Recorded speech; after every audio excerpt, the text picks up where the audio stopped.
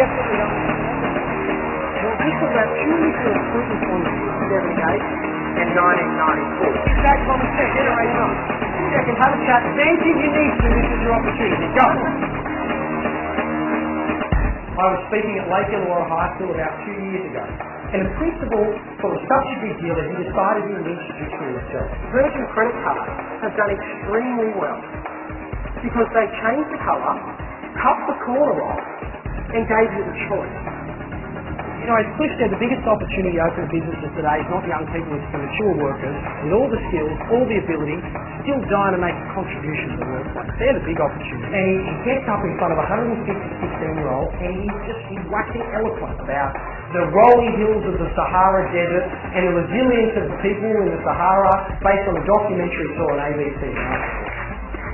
I once heard a really good speaker say that 1 in 3 people is either absolutely gorgeous or unbelievably intelligent, 1 in 3.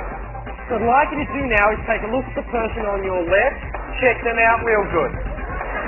Such a simple level of personalisation but an extremely attractive credit pursuing offering for people in my generation. Anyone familiar with the concept of bloodletting? So in the Middle Ages, if you were sick, they assumed that what was wrong with you was your blood. So they would suck your blood, you know, sometimes half the body count, just get rid of it, because that was the problem. You know, it really doesn't matter how nice the doctor was, or how well he or she marketed that procedure, or how funky the hospital was where you got it done.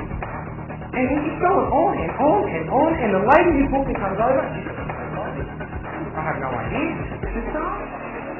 It's a disaster, he's hitting us, the big guy, and it was like a superstar. Certainly it wasn't them.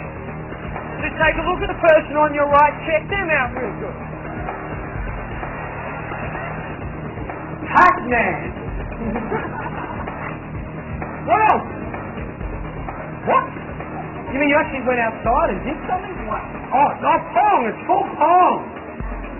Yeah, I heard about that. I'm sure you would agree that it definitely wasn't them either. So if it wasn't the person on your left and it wasn't the person on your right, then it must be... Give yourself a laugh.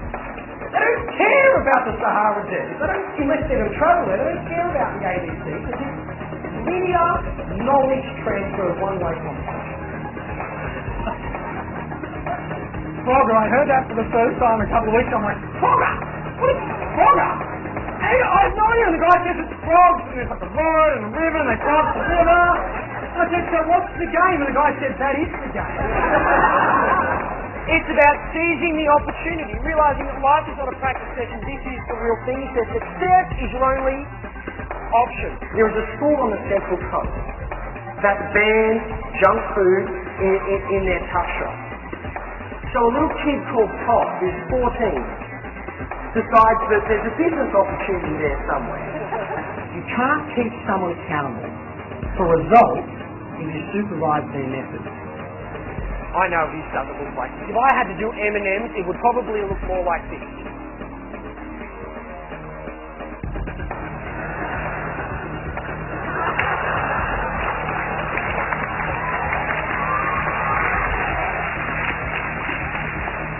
And he goes to the local confectionery wholesaler and buys bucket loads of loaves and gets the little garters, little lunch bags, wraps them up and starts selling them at like 50 cents a bag with a good profit margin of about 25-30%. One of the hot games now for Gen Y is called Counter-Strike. It's getting a little bit old now, it was pretty hot the last few years.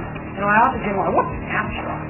Because I'm not into that, I didn't play Counter-Strike. Because Counter-Strike is an online, multiplayer, terrorism, counter-terrorism simulation. I said that to a group in Melbourne, and a guy in the audience says, Space Invaders is a counter-terrorism simulation. No way. No.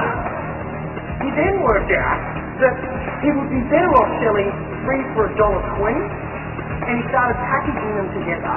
And this kid makes about, he's fine, he makes like $150, $200 a week selling sweets to his friends at school. So the point is that downturn, not downturn, all I reckon this is about is being better managers and better leaders in the way we do business.